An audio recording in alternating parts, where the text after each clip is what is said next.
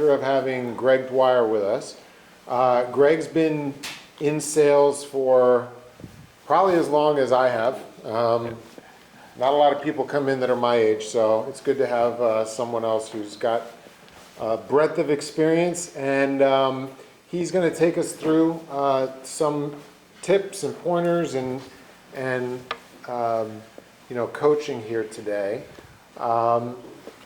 He asked me what our potential weak spot is as a brokerage, and I said probably the same thing as 90% of sales organizations, which is consistent follow-up. The people that are the strong sellers usually have a method for that.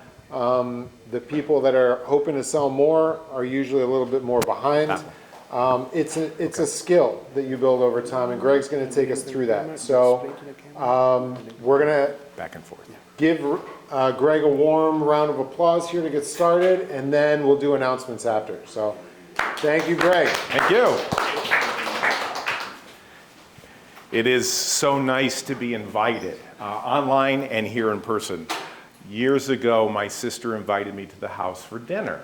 And we're sitting down before dinner and we're watching Jerry Seinfeld. I don't know if you've ever seen this, Comedians in Cars Get Coffee. So he's sitting with Eddie Murphy, and Eddie's talking to him over a cup of coffee. And Eddie looks to Jer, and I almost think it was scripted, but I don't think it was. And he goes, "There's too many distractions. There's too many options." And without missing a beat, Jerry Seinfeld says this: "The lack of focus is why we have the lack of greatness." I looked over to my sister. I said, "Did you hear that?" She was on her cell phone. She missed it. How often, let me ask you, online and in person, how often do you get distracted?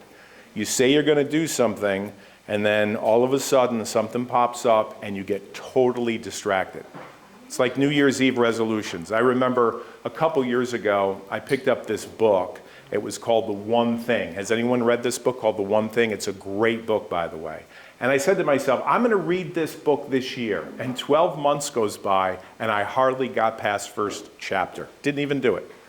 Most people don't even set New Year's Eve resolutions. And the reason why is because 98% of people that set New Year's Eve resolutions don't follow through. So what if focus were a habit so that your success was automatic? Let me say that again.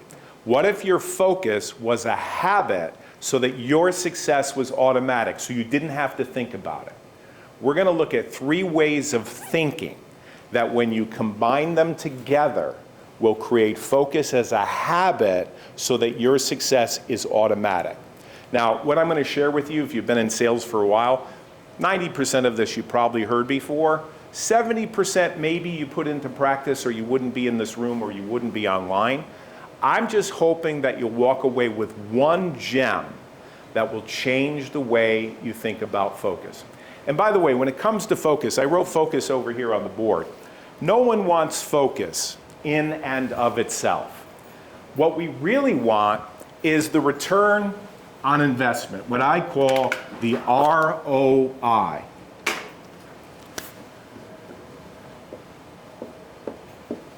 If you know what you want, right, this year, you'll get an ROI as long as you know what you want. So it's not that we want focus, we want what focus can give us. Now, where most people focus, there's 2 places. First one's willpower, right? And willpower is great. And the other place that people focus is they focus with motivation. Now, let me tell you this. When it comes to willpower, it gets depleted throughout the day. So today's Wednesday, you wake up in the morning, you got so much focus, you got so much energy. In the afternoon, it goes down. It doesn't last. And when it comes to motivation, I hate to say this, but people bring in speakers, they pay them a lot of money, they rent out ballrooms, they spend thousands and thousands and thousands of dollars. And here's what happens. Studies show that motivation lasts about 2 days. 2 days. That means people can hear a speaker, they can get all excited, they can get all motivated. By the weekend, they're right back to where they were before. That's not why I showed up. I want something different from you. And I believe that what I'm going to share with you can break the pattern and help you to focus. Now, most people focus on willpower and motivation. The problem, or the challenge, I should say, with these two aspects is they all rely on conscious effort. And that effort often leads to burnout in sales, in anything. What I learned as a magician, I started as a magician in New Fairfield, Connecticut back in the 70s, and what I learned as a magician is that the conscious mind is easily distracted.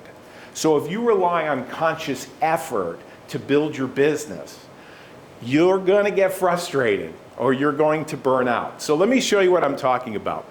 If you could, online and also in the room, put everything away and just make like an okay sign. Now, some of you may have seen this before, which is okay. It's fine, it's okay. But this is kind of fun. Put everything away and just do this with me because it's an experiment that we'll do together as a group here, okay? So hold it right here out, I don't know, as far as you can. And then bring it closer to your ear. So if you're driving, don't do this, right? If you're online driving, don't do this. Hold it right about here. And then what you're going to do, it should be next to your ear. You're going to take it, ready, watch me, put it on your chin. This is your chin, sir.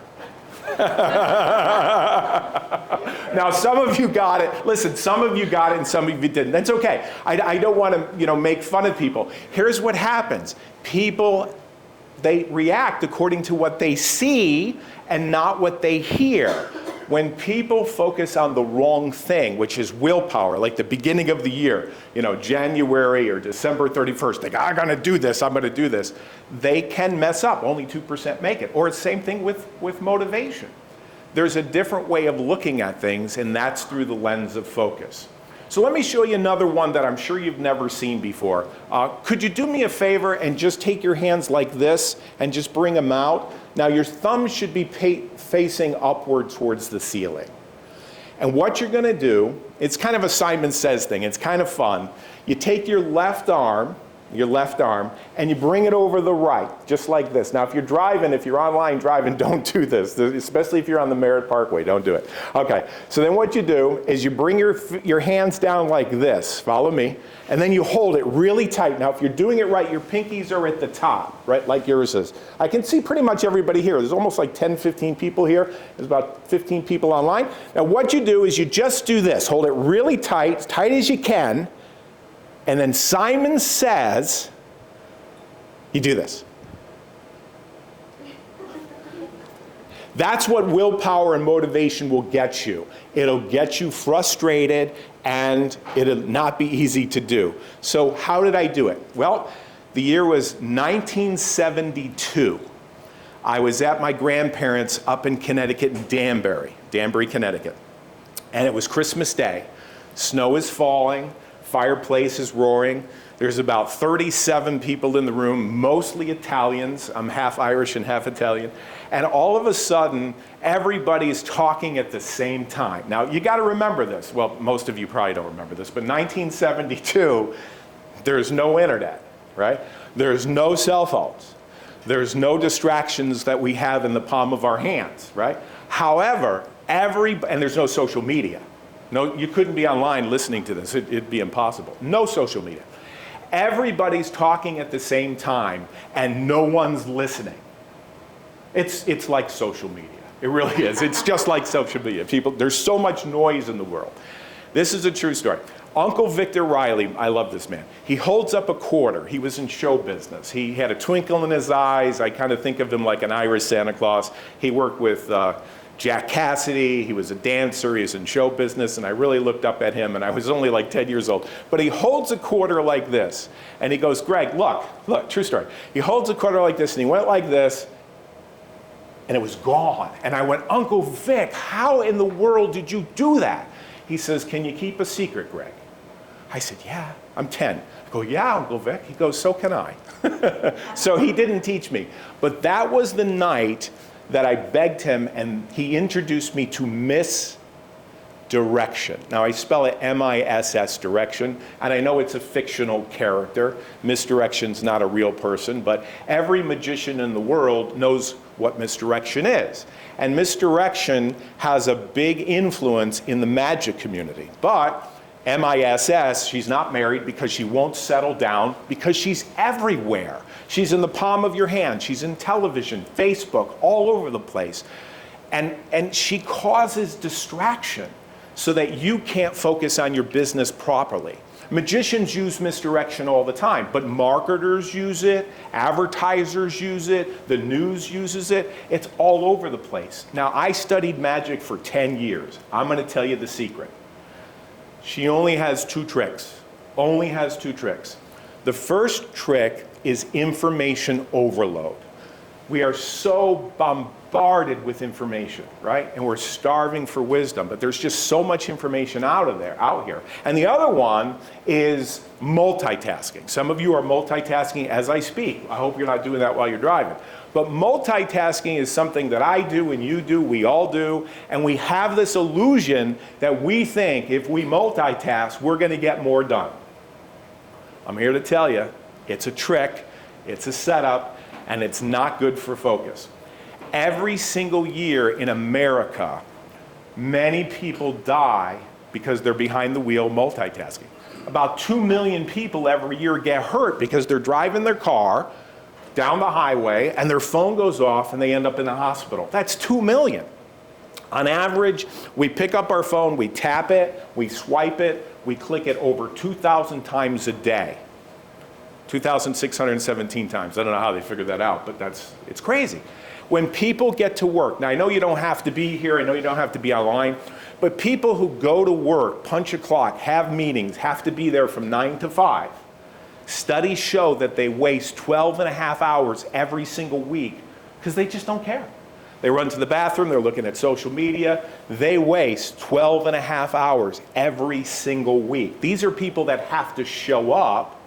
They're not entrepreneurs like you and I, right? But just think about this. Do the math. 12 and a half hours is wasted every 7 years. Somebody figured it out. $650 billion is wasted every year in America because people are distracted at work. They just don't care. And sadly, 40,000 people die every single year. And it's simple. They're driving down the Merritt, they're in Hartford, they're in New York, phone goes off, and it's the last time. It's deadly. What I'm here to tell you, what I've learned from the research is misdirection is deadly for your business. I know you think you get more done, and I do it too, don't get me wrong. But I want to let you know it's a trick, it's a setup, because it's hard to focus on 2 things, 3 things, 4 things, 5 things at once. The other trick that she has up her sleeve is information overload. There was a guy by the name of George Miller that wrote a paper many years ago called The Magical Number of 7. And what he said was this: there's billions of bits of information that are going on in the room right now. And even online. And you can't focus on anything, or all of it, I should say. You can't, it's impossible. We're limited. So we can focus on about, 7 bits of information at any given time, give or take a couple. That's it. So what happens is, once we get so much information, we feel overwhelmed and we feel frustrated, then we get distracted, and then we don't focus on what's truly important. How many of you have seen this? It's called the monkey business illusion. It's online, don't look at it now. So they have 2 teams. They have one team all dressed in black jerseys, and they have another team dressed all in white jerseys, basketball team, right? And they're passing the basketball. And all they say is, all you have to do is focus on one team. They pick the black team wearing the black jerseys. How many times did they pass the basketball? And you're supposed to count it, right? And as you're counting it, this guy he's like 7 feet tall. He walks out, he's in a gorilla suit, beats his breast. Have you seen this? And you've seen it? He walks off, and more than 50% of the people don't see the gorilla, which is right in front of them. You didn't see it, right? When I first watched it, I didn't see it either. Most people don't see it. Now, I don't have a gorilla, but here's a little game we can play. If I told you or asked you to look around the room for 7 things that are red, like I'm looking at the camera there, it's got a red light, that's one. I'm wearing a red shirt, right? Here's a cap. I think there's maybe the keys are red, but we look around, we see red on the board there. There's red over there. Yeah, so if we wanted to do that, we could do it. 7 things that are red. Can you look around and see 7 things that are red? Yes. Yeah, easy peasy, right? But then, if I said, now look around the room for 7 things that are blue, right? His hat's blue, you're blue, blue. We can find blue in the room for sure, right? You're blue, right? So 7 things that are red, 7 things that are blue. But then if I said to you, add another 7 things that were red, and another 7 things that were red or blue, that would be information overload. Like, I'm not here to dump a lot of information because you're not going to remember 90% of it. I'm just going to share 3 ways of thinking that will change the way you think about focus. But when people dump a lot of information, people don't absorb it. They don't absorb most of it. That's what happens. So they brought the team in. They had them watch the video again. They said, listen, you can count how many times the team passes the basketball. That's okay. But look for the gorilla. I mean, this guy's he's 7 feet tall, walks out, bounces, goes like this. All right, so they show the video. Everyone saw the gorilla. Every single person, and they felt good about themselves. They said, 16, I think they passed the basketball about 16 times, but we all saw the gorilla. Did you notice? This is what they said to them. Did you notice that the curtain changed color? The curtain was red. They changed it to blue right in front of their eyes. No one saw it because they were all focused. How often do you get focused on the immediate, the stuff that is right in front of you, thinking that that's going to bring you success when you forget about the long term? Something pops up and you're like, I got to do this. Worse, I got to do this and I got to multitask. And you miss what's right in front of you, which is a bigger opportunity. So we're going to do something fun. I want you to pick a partner. We got 2 minutes, 2 minutes. You can do this online maybe, or you can think about it yourself, but we're going to find a partner. We're going to partner up. We have 2 minutes, 1 minute for each person. And all you have to do is share how you get distracted in real life, all right? So just think about that right now. Think about how you get distracted in your business and in your life. And by the way, most of you didn't see how I did this, right? Did you see? Did you see how I did this? I'm going to show you. Would that be okay? Because I want you to learn these 2 principles of multitasking and information overload. So let me show you. Could everybody just stand up just for a second? If you're driving, don't stand up. But let me show you what I did. And while I show you this, think about how you get distracted in your life, in your business. Here's what I did. I took the left and I put it over the right, just like this, all right? And then I went like this.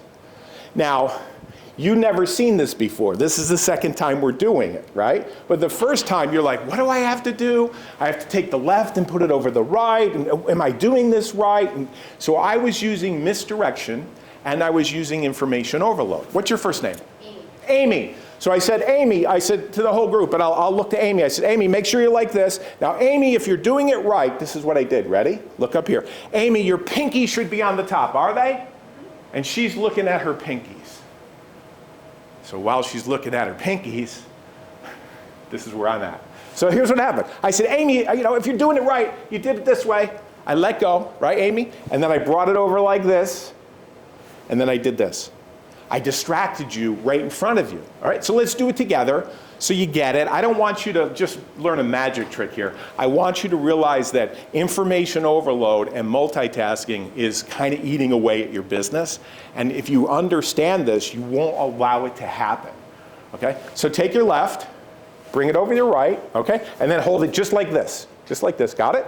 Good. Oh, excellent, Amy's got it. Now, your pinkies should be at the top, Amy, are they? Now, this is where I let go. What's your name? Maria. Maria. So I got Amy and Maria. At this point, I would let go, and I didn't have to because I already did it. Okay, find a partner. I misdirected you again. Find a partner. Let go of your hands. Find a partner and explain how you get misdirected in your business and you lose money. Losing money. Okay, find somebody. How do you get misdirected in real life?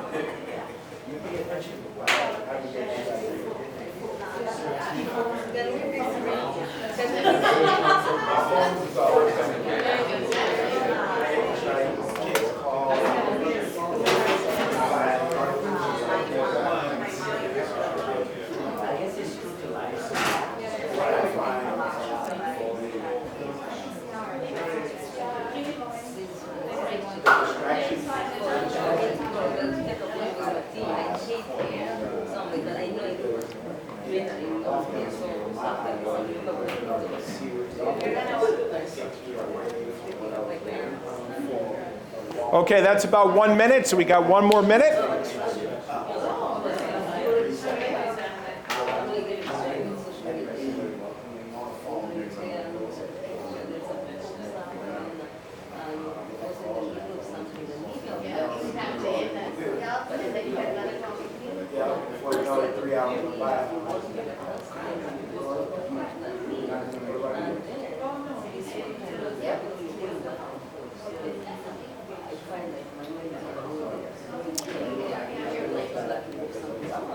Okay, if you can hear my voice, we're going to resume. I have a gift. So I'm looking for one person who would share why and how they get distracted. Now let me show you what the gift is. I sell these at conferences for $97. I'm giving this away. What's on it is a book and audios on the topic of distraction and focus. How to hone your focus so that you're not misdirected, so you don't let information overload. You can listen to it at night, you can read the books. I'm giving this away, all right? So if you help me, I got a couple more gifts. Okay, you'll help me. I want to say Maria? Yeah, Maria, okay. So tell us how you get distracted. With my phone, with social media, with my emotions and my thoughts. Yes, social media, your phone, emotion, and thoughts. Let's dig a little deeper. Emotions and thoughts. What are you thinking that gets you off track? What am I thinking? Things that are not important? Yes, yes.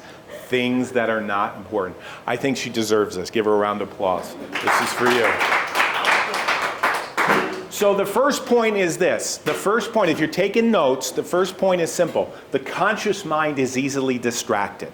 The conscious mind. I studied magic for 10 years. I can tell you how Doug Henning made the elephant disappear, how David Copperfield made the Statue of Liberty disappear. He all used the same tricks. Misdirection. Misdirection uses multitasking and information overload to deceive the audience so they can't handle it.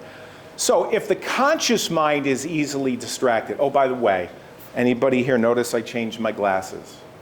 I was wearing red glasses before, yeah. So yeah, we can't focus on anything. I'm not here to trick you, but I just want to let you know you can't focus on anything. Anybody notice that I changed my shirt?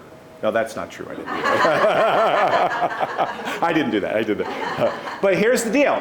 The first point is this, the conscious mind is easily distracted. So maybe the answer is the unconscious, right?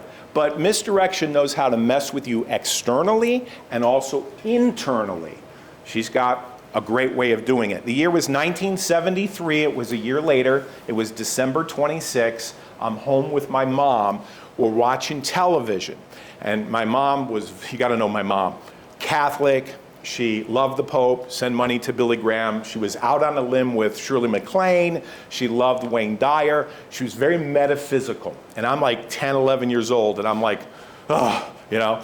And all of a sudden, watching television, and this trailer comes on for a movie. It's The Exorcist.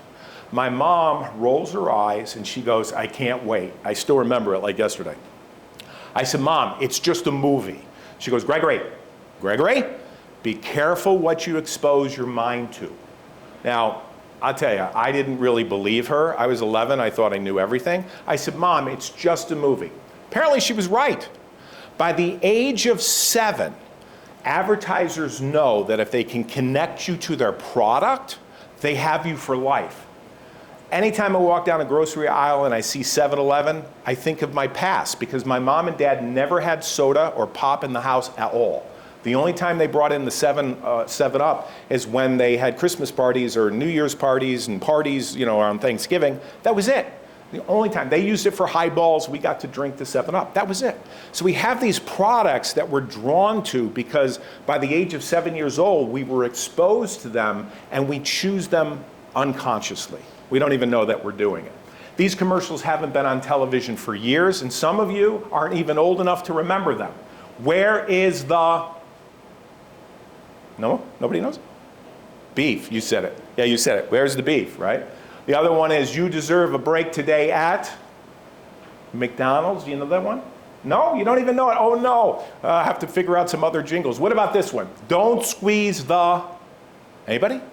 Charmin, thank you for saving me. Yes. So what happens is advertisers repeat things over and over and over and over again so that it gets into your subconscious mind. Have you ever gone to a store and you hear some music, right? And you walk out, you get home, and you start singing Billy Joel to yourself or and you're like, where did I get this thing from?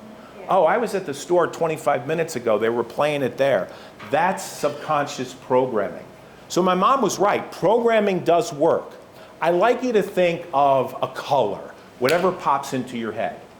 Did red pop into your head or blue? Okay. It's because, I mean, you've been programmed. If you look at the card that I gave you, there's red on it, there's blue on it. I've been talking about red and blue, right? Imagine if you were hearing this most of your life, you would be programmed. We're all programmed. If you thought of red or blue and changed your mind, you were programmed. If you picked something else because it's your favorite color, like green or yellow, you've still been programmed. There's no way to get around it. The other is conditioning. What happens is, as a youth up to the age of 7, we are programmed, and then we spend most of our life conditioning that program in over and over and over again. People said, I think it was like 45 to 65,000 thoughts every single day. Some people said 70, some people said 6. We don't know for sure, but this is it. 90% of what we think, say, and do is a habit. It reminds me of another movie. Tell me if you know this. Rise and shine, campers, and don't forget your booties because it's cold outside. It's, anybody? Groundhog Day. Do you know this movie? Bill Murray, right?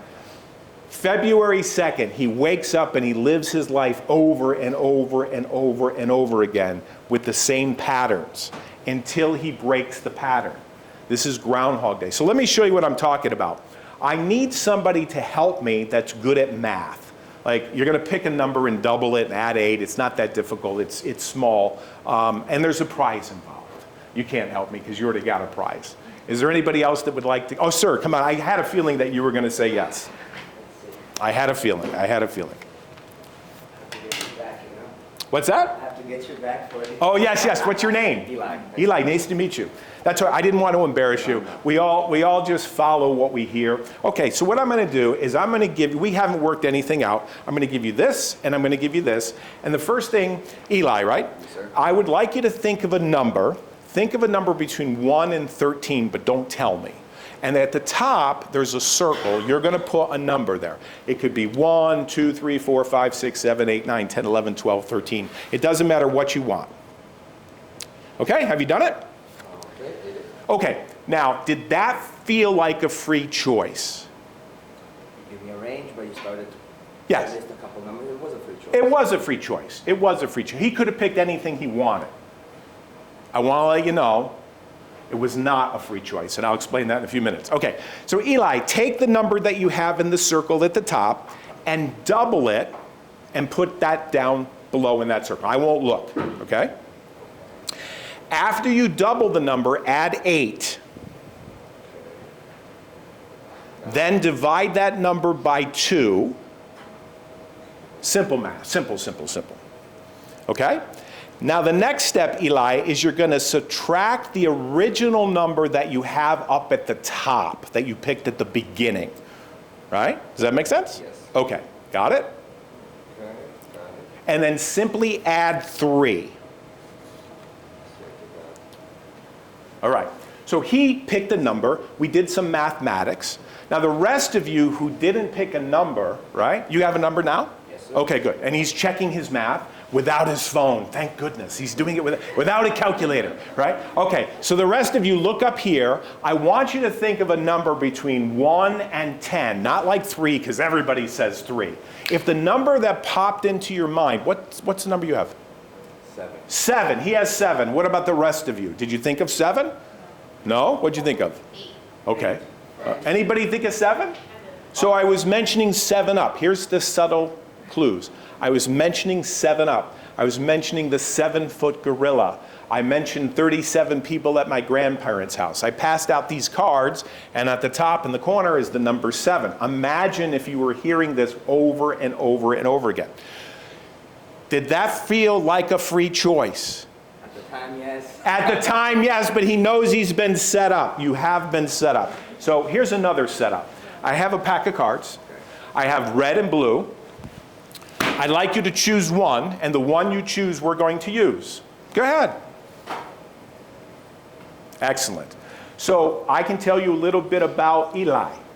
Tell me if I'm right. He's a mismatcher. So we have matchers and mismatchers. Mismatchers, they do something that's opposite of what's in front of them. So I handed him a blue pencil, hoping that he would pick the blue deck. But he chose the red deck. Subconsciously, I tried to influence him, but I may have influenced him anyway. Do you tend to see things and then see something that is outside of the realm? In other words, you see something and then you go, oh, I see, this is different. Yes? In most cases, yeah, if it stands out, yes. Yes, it stands out. So most people pick a blue deck of cards. Doesn't matter. But whether you're a mismatcher or a matcher, we're all programmed. Every single one of us are programmed, and we are conditioned. The good news, here's the good news. This is the reason why I showed up. You can actually use programming and conditioning to call your leads. You can use all of this to make yourself unstoppable, to be the 1% in the office and in your business. All you have to do is figure out how this is used against you and then use it for you. Does that sound exciting? Okay, so we're all programmed, every single one of us. So he wants to use the red deck, that's fine. So I have a gift for you. I have two gifts for you. I have a pair of glasses. Oh, I look good. I have a pair of glasses which has red and blue on it, right? And this is your pair. I'm on a budget. Are you talking about my dress? So we have red and blue, right? It's not Armani. Okay, so we have red and blue.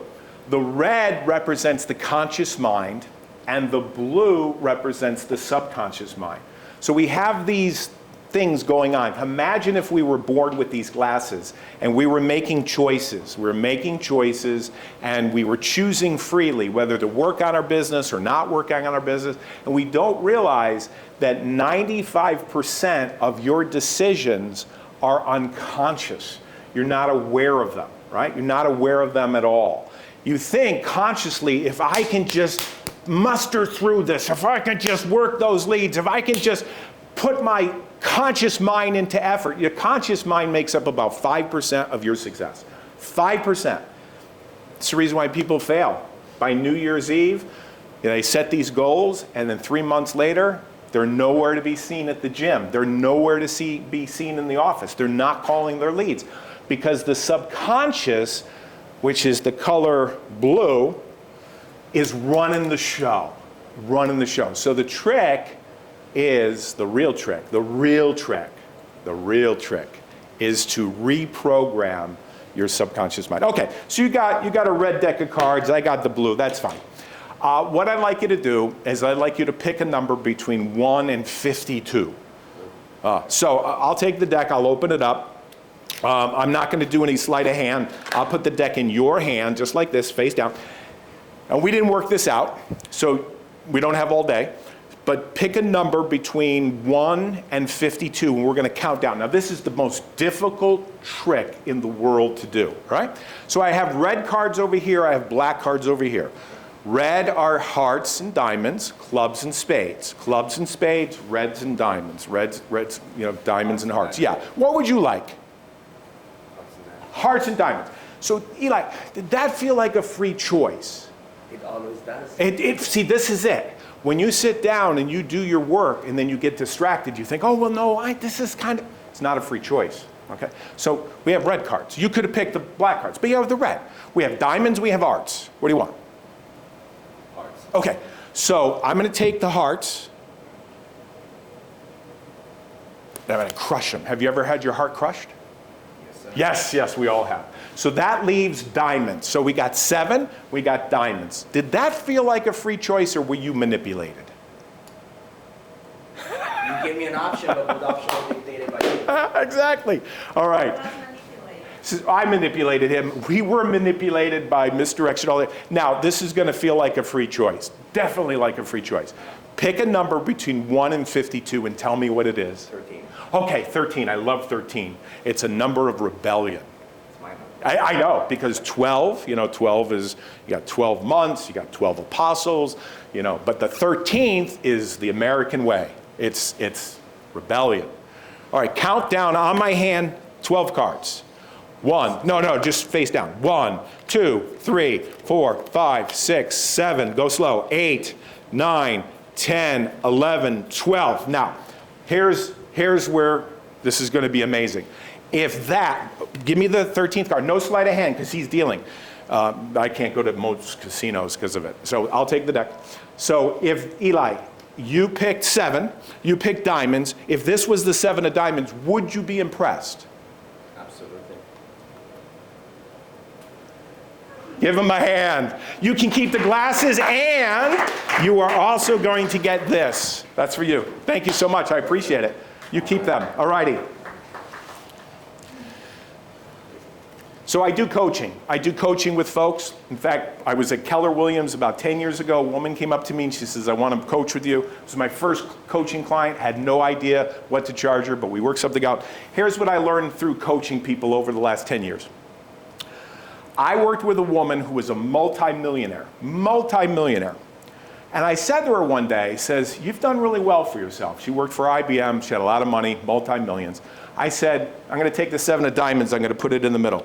I said, how is it that you have $2, $3, $4 million? She thought about it and she goes, when I was 7 or 8, my mom ran off with our money. She spent all of it at a casino and she lost it. And I said to her, are you telling me, she was like 75 years old. I says, are you telling me that at 75 years old, having multi-million dollars, that you made a decision before you were 7 years old? And she says, I never thought about it before. See, all of these patterns are unconscious, right? It has a way of coming back to the top. I had another client that was in an abusive relationship, totally abusive, got divorced, and about 5, 10 years later, they got remarried, and guess what happened? They got into another abusive relationship. It just kept on happening over and over. And this is what happens with programming and conditioning. We run patterns that we're not aware of, and they show up in our business. Like, if you have an aversion to making money, maybe you say to yourself, I want to be good, I want to do sales, but I have a problem with money because my father struggled with money, or my family struggled with money.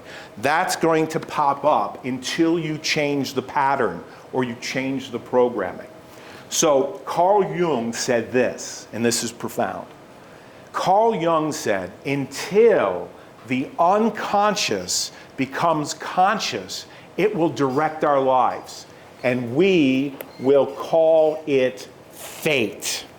All of the cards are 7s of diamonds, every single one of them. So here's what happens. Until the unconscious becomes conscious, we'll blame the leads, we'll blame the broker, we'll blame the environment, and we don't realize that it's stuff that we haven't dealt with. This is the real issue. So, if the conscious mind is distracted, right, and the unconscious is on autopilot, what hope is there for the average person to be successful in life and business? It's not good. It's not good at all. In fact, New Year's Eve resolutions, only 2% of people make it through. And in a brokerage, there's only a small percentage, maybe 5, 10, 15, 20% that are killing it. And then the rest of the people are just kind of floating, and they're blaming other external things rather than taking a look at what's really going on in their life. I struggled for years. I struggled for over a decade. When I first got into sales, I said, wait a minute. Everyone has the same product. Everyone has the same compensation. We're all being paid the same. Why is it that some people are successful and other people are not? And I struggled for years until I changed the way I thought about focus. And here's how it came about. I came across a book by Anthony Gailey, and the name of the book is called How to Take Control of Your Subconscious Mind. I couldn't put the book down. I read it like in a day or two. In fact, I'm going to give it to all of you. You're going to get a copy of this book. By the way, I want to tell you up front, I know it's not up front, but I got nothing to sell to you today. Like, there's nothing you have to buy from me. I just have gifts to give you. But I'll give you this book. So I read this book, How to Control the Subconscious Mind. And then I liked it so much, I went and I saw Anthony speak at a conference in Massachusetts. And I went up to him and I said, Anthony, what's the secret? How is it that some people are successful? And this is what he showed me. And I'll write this on the board, so follow me over here if you could. Here's a triangle and here's a triangle, and in the middle there's a gap. The top triangle represents the conscious mind, which makes up only about 5% of what you do. 95% is subconscious below the surface. And what Anthony told me was this, and I wouldn't have learned this if it wasn't for the fact that I went to see him and I read his book. He said, most people say, I want to be the top realtor in the company in Yellow Brick, or I want to be a millionaire, or I want to be financially successful, or I want to set these goals and I want to make them happen, right? That's like 5%. You say that. And the subconscious says, who do you think you are?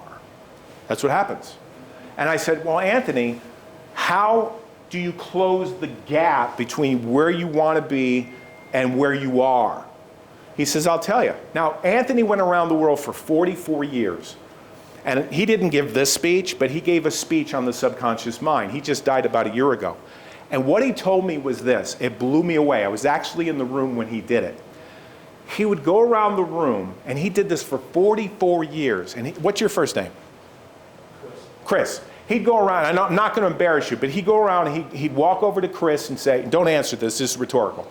He'd say, Chris, we've never met before. Where do you see yourself in 5 years? Okay? And then someone else, what is your name? Oh, you told me your name. What is it? Patricia. He'd go up to Patricia. He did this for 44 years. Patricia, where do you see yourself in 5 years? He would do this at the end of his lecture. Most people would look up. They would say something like, I want to be happy, or I want to make money, or I want to be successful, right? Most people, when he did this, that's what they got, Chris. People just looked up, they were trying to think, they're like, oh, I don't know, I'd like to make some money. And then 1 out of 10, he told me this, he said 1 out of 10, he'd look right at him and say, where do you want to be in 5 years? And the guy on the other side of the table would not even look up, look straight at me like he is. He doesn't need to look up. Often they would repeat the question, where do I want to be in 5 years? I want to be making this amount of money. I want to be driving this kind of car. I want to be this position in the company. I want to have this house.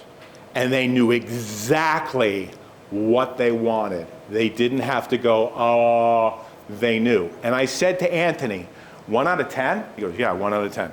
I said, what's the difference? He said, Greg, the difference is simple. It's how they use their imagination. I said, what? He goes, yeah, it's that simple. It's that simple. It's not willpower. It's not motivation. It's how they use their imagination. I said, Anthony, what in the world are you talking about? He said, Greg, some people use their imagination to escape reality. That's what most people do. They're the people that are sitting there going, can't wait to vacation in Disney World, can't wait to go on the cruise, I can't wait to retire. And then there's other people that they're using their imagination to create their reality because they're writing it, they're saying it, they're imagining it, and they're focused on it, and it becomes a habit over and over again. So let me show you what I'm talking about. You might be getting this intellectually, but the ROI that we talked about earlier, let me explain what that is. The ROI is the secret to focus. The O in the ROI is outcome. Outcome, right? Right in the middle. It's like a bullseye. Any successful person, he told me, knew exactly what they wanted. And they wrote it down. Okay? I was in a room with Anthony, there was 100 people in the room, and he goes, how many of you know we should have written goals? Everybody put their hand up. He goes, okay, how many of you, I won't embarrass you. And then he said, how many of you do? It was me and 2 other people. He says it's about 2%. That's about it. Written goals. So it's knowing what you want, which is your outcome, but it's also using your imagination by writing it, by saying it, and by seeing it. I says, is it that simple? He said, yes, it is. He says, successful people, they have a clear vision. You know this, begin with the end in mind. They have a clear vision of where they're going to be on December 31st of this year. They know where they're going to be in 4 to 5 years. And the reason why is because they've written down their outcome. They're very clear. SMART goals, right? We've heard this before, SMART goals. But they don't just write it once. They write it every day. You know, you're on the phone, you're on hold, you write your goals. So if you wrote your goals once a year, you'd have it once, which is okay. What if you did it 12 times a year, every month? That'd be better. What if you did it every week? That'd be 50 times. 365. So people who are really successful, they write it and they say it. They say it to themselves over and over again.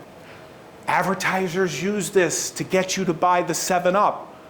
Last year was my best financial year ever. It was unbelievable. I was traveling all over the world, mostly New York, Connecticut, Massachusetts. That's my world. But I made the most money ever.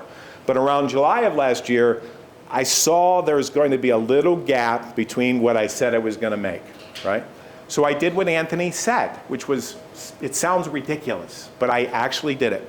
I took my computer, I went to online voice, and I recorded my voice. You could do this on your cell phone. I recorded my voice saying, my name is Greg Dwyer, I'm gonna end the year. It was like 4 or 5 months before the year ended. And I said the amount of money that I was gonna make, and I recorded it. It was like 5 minutes, and I listened to it. I listened to it most days. While I was doing the wash, while I was doing, the laundry, I just had it playing in the background, right? After a couple months, I got tired of listening to myself say how much money I was gonna make. Do you know that at the end of the year, the amount of money that I made last year, which was the best ever, was exactly the same amount of money that I said I was gonna make. Now, I'm not telling you that that happens all the time, but people who are successful, they know their outcome, they write it, they say it, and then they see it. They make pictures in their head, they visualize it. So when Anthony looks at a guy and goes, where are you gonna be in 1 year or 5 years? The guy goes, boom, because they've already mentally rehearsed it in advance. There's no, I don't know, maybe if the economy, maybe if the broker worked with me, there's none of that. So let me show you what this looks like. This is kind of fun, but let me show it to you. You gotta use your imagination, so lend me your imagination. Imagine I had a lemon. So imagine I had a lemon, is that easy? So imagine I had a lemon. Now, lend me your imagination. Don't resist, don't resist. This is fun. Imagine that I have a lemon. Imagine that I had a knife. I'm going to take a knife and I'm going to cut into this lemon, right, Chris? Imagine that the lemon juice is coming down my hand, right? And all of a sudden, I'm going to bite into this lemon. Ready? Lend me your imagination. See if you can go with me. Ready? All right, how many felt it? Anybody? You did? Did you? Okay, good. Anybody else? All right. My mouth got watery. Your mouth got watery. So, was it real? No. Your goal, if you know what it is, and you write it, say it, see it, your subconscious mind does not know the difference between what's fake and what's real, and you will move towards it subconsciously because your subconscious mind is controlling it. So, could you come up and help me? Okay, come on up. Give her a round of applause. Have you sit over here? All righty. Have a seat, have a seat, have a seat. Tell everybody your name again. Amy. Amy. So I'm going to ask the audience. Amy, you had an experience. What was it like with the lemon? Oh, I felt the sour. Okay, so she felt it. Let me ask the rest of you. How many of you think that the lemon was what caused it? It wasn't. Here's the deal. Every single person online and in the room had a different experience with the lemon. Chris, what did you experience? Your mouth watered, your mouth watered.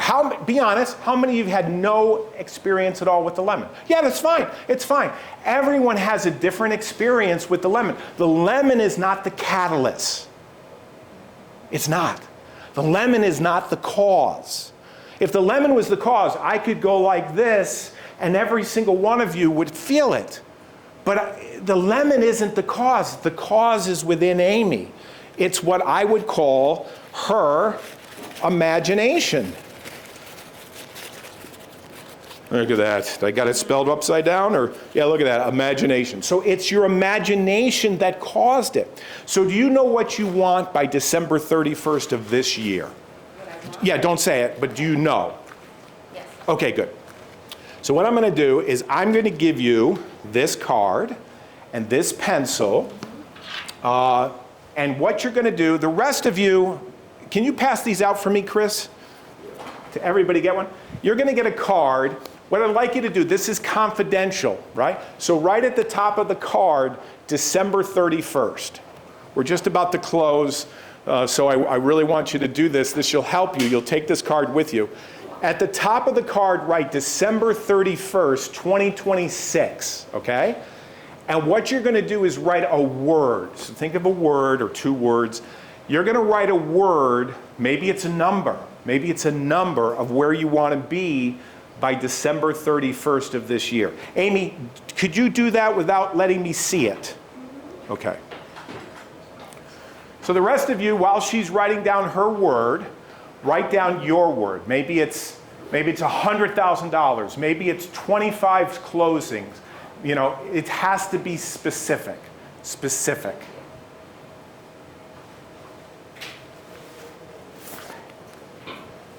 Got it? Yep. All right, we're going to hide it away. So we're going to take it and put it in my wallet. I'm going to give you this as oh, did I give this to you earlier? Probably not. Okay. I'm going to put this in the bag, and we are going to keep it right there. All right.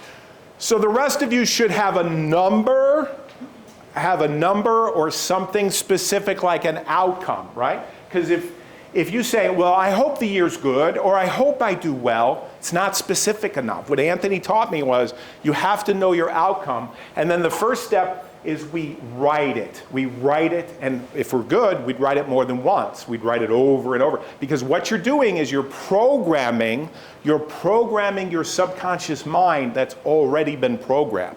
So you're reprogramming your mind over and over again. Then, Amy, can you say it to yourself, like in your head? Could you say it in yourself what this thing was? Okay? Now what I'd like you to do is close your eyes, and the rest of you can do this if you want, or you can leave your eyes open. Close your eyes, and I want you to imagine that what you wrote, I'm going to write down your name here. What you wrote is coming to you. All right? So what is she doing? So how do you feel now? Your mouth isn't salivating, or is it? I don't know. I mean, okay. So, but Amy, let me ask you, do you know your outcome? Yes. Did you write it? Yes. Did you say it? Yes. Did you see it? Yes. Now, how do you think your life would be different if you did this every day for 5 minutes? Speak into existence. Yeah. So it's not metaphysics, it's not magic. What you're doing is you're reprogramming your subconscious mind so that you're going to the store, instead of seeing the bottle of 7-Up, you see a lead. You see, the other day I heard a guy talking. I was at the deli. I live in Litchfield. I was in the deli. This guy walks in. 2 days later, 2 days before, I get a letter in the mail from somebody that works for another brokerage. And it was just a handwritten note, photocopy. It said, we're looking for a house for she's a realtor. And I called her up. I said, this is so cool. You're sending out this letters. She said, yeah, I found everybody in Litchfield and Bantam, and I mailed everybody on the list. I said, that's amazing. This was like on a Monday. We're on the phone, we're talking, right? 2 days later, I'm in a deli. I'm sitting in the deli. This guy walks in, buys a sandwich. He goes, yeah, we're selling our house. I thought to myself, if I was a realtor, right, my ears would pop up, because I write it, I see it, I say it, and then what I do is I'm reconditioning my subconscious mind so that I pick the 7 of diamonds, or I pick the lead that's in front of me, which normally I wouldn't see. Now, the last part is routine. This is really important. The first step, let me just get in front of you for 1 second. The first step is to know what you want, your outcome, use your imagination. Then you have to make it a routine. This is not a microwave experience. It takes time. It might take 20 days. It might take 30 days. It might take 40 days. It might take 6 months. But here's what happens. When you find something that works, and the best way is to interview really top performers in the realtor world. Find out what they're doing. Take them to lunch. And if you like what they do, whether it's mailing letters or doing open houses, you find the routine that supports your outcome and your imagination, and then you do it over and over and over and over and over again so that you condition yourself to automatically not be fooled by misdirection. Misdirection comes in, it's trying to misdirect you, you're not interested. You're focused on what you've programmed your mind for. Misdirection comes in with information overload. You're like, I call leads every day. That's why I'm here. Call leads every day. I go downstairs, I have an office, I ring a bell, I sit down, I set the timer. This is what's happening between this hour and this hour. Then I'm taking a break, then I'm doing it again, right? I'm at the point in my career where if I don't do it, something's off. Something's off. Like, I'm not willfully calling these leads. I am being drawn into that room to call those leads. And by the way, when I do, I'm not looking at Facebook. I'm not looking at social media. I'm not doing my laundry because I have trained myself like a dog to sit and do the work. This is not magic. This is reprogramming. So you have to take action. So I have 3 cards here. I have 1, 2, 3. I want you to shuffle them. This represents Amy taking action and having a routine. So I have 1 here, I have 1 here, and 1 here. So Amy, she knows what she wants, her outcome. She writes it, she says it, she sees it, she does it over and over again. And then she picks a routine that supports what she wants. Something that works, thank you. Something that works.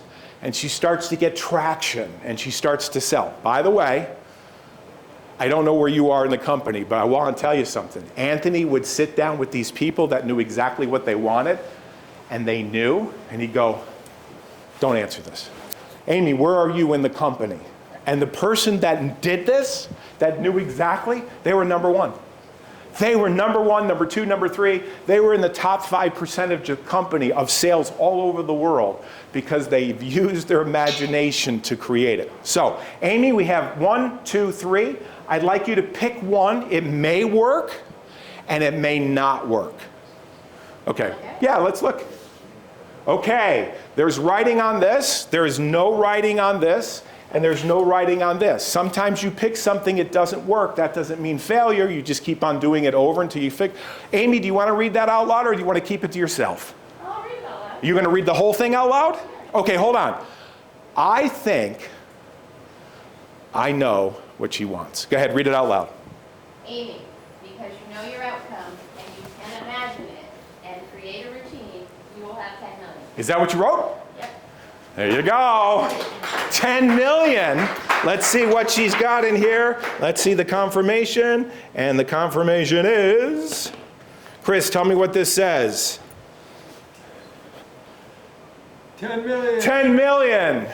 All right. Give her a hand. That's for you. Thank you for helping me. Okay, we have about 5 minutes or 2 minutes for questions. Does anybody have a question? I'm sure you might have a question, so I always hold off questions to the end. Anybody? Yes, sir. So you talk a lot about people talking about where they're going. What about negative thoughts? Yeah, so if you train your mind not to take those, because you were bringing this up, if you train your mind with this, what's going to happen is, this is a great question. What happens is, let's say, see it, where is it? Black. It's right there. Right in front of me. It's right next to your glasses. Okay. In front of it. Oh, yep, so here's what happens. This is a great question. I don't think many people have asked me this, but if you do the framework, and here's your subconscious mind, right, which is under, and you are saying, I'm going to make 10 million, I'm going to do this. If your subconscious pushes back with negative programming, like, who do you think? My father made $18,000 a year in New Fairfield. We had everything we wanted. This is back in the 60s and 70s. My mom stayed home, 3 or 4 kids. Everything was fine. My dad never went to college. $18,000, $20,000 as a linoleum person. We had it all. We didn't have everything, but I could say to myself, I don't know, being a millionaire is not going to be good because I'm going to upstage my dad, right? Or something like that. So these negative beliefs, which are down below, you eventually have to address, right? Some people come to coaching, some people work it out in therapy, some people just work it out, because they have a shift. But that's a great question, because if this is in conflict with this, what you wrote, what you see, there's going to be what we call cognitive dissonance. There's going to be a pushback, right? And so you have to make cognitive dissonance disappear. How do you do that? By repetition, over and over. And then you have to challenge your negative beliefs. You have to say, wait a minute, is that really true? If I'm a millionaire, my father only made $20,000 a year, maybe I change it to my father's proud of me. So it's but that's a great question, because this is what's controlling the show. What you're putting in is going to resist until you persist. Oh, write that down. I never said that before in my life. That was profound. Thank you for saying it. It sounds like we set it up. Did I answer your question? Okay, cool. I have nothing to sell you. Nothing. I came here with gifts. Thank you for inviting me. I just have one favor. I would love your feedback. Last week, I gave this speech in the Catskills, 100 people. The reason why they booked me, okay, is they went online and they saw my review. That was it. Because they don't know Greg Dwyer. They don't know me. But they looked at my review and they go, we're going to give you a chance, right? So they brought me in. So I'd ask you a favor. If you could take out your phone right now, and all I ask is for feedback. I promise I will never sell you a program or ask you to be my coach or work with me or anything like that, okay? There's no trick to this.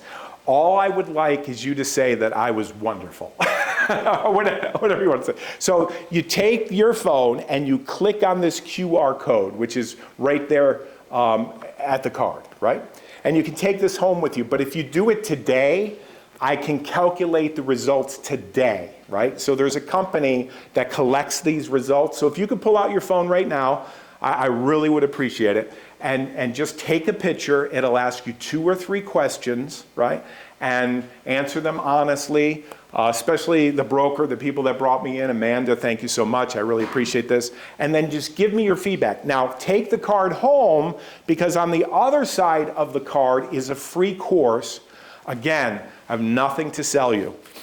What you do is you just join this course, and for 12 weeks you get videos reminding you of this, because 90% of what I shared today, you're probably going to forget. If you remember these 2 things, you're ahead of the game. If you just remember these 2 things, which is focus, right? That's what we came to talk about, focus, right? And then all you have to remember, ready, is ROI. That's it. You remember those 2 words, focus and ROI, and you have my whole presentation. You can't forget it. There's no way you can forget it. Because if you really want to be focused, what do you have to know? You have to know your outcome. You have to use your imagination for you, not against you. And you have to turn it into a routine. That's what top performers do. That's what they do. So did you do it? Did you give me some reviews? I hope they were good reviews. Oh, thanks, Chris. Thank you. Thank you. Thank you. Thank you. Thank you. And thank you for bringing me in. And if you know anybody else, not your competition, obviously, because you want to keep me to yourself. But I will tell you this, and I believe this with all of my heart. I would not be standing here now in Milford, Connecticut, if it were not for 1972. My Uncle Victor, he said, Greg, look, held up a coin just like this. Take a look. I want to show you. Look up here for a second. He held up a coin. This actually happened to me, 1972. He said, Greg, look. I said, what, Uncle Vic? There was hundreds of people, not hundreds, there's probably like 37 people in the room. And I said, what do you want? I've never seen anything like this. I'm 10 years old. He said, look. I said, what? And he made the coin disappear. Now, I was only 10. Now I'm in my 60s. This is what I know. I didn't know it then, but I know it now. Some people use their imagination to escape reality. Other people use it to create their reality. Now you know. Here, I'm passing this back to you, sir. Whoa! Thank you so much. I appreciate it. I hope we're not over time. Thank you so much. I appreciate the feedback. And if you want, if you're online, you just go to gregdwyerebook.com. You can get some more information. Thank you, guys.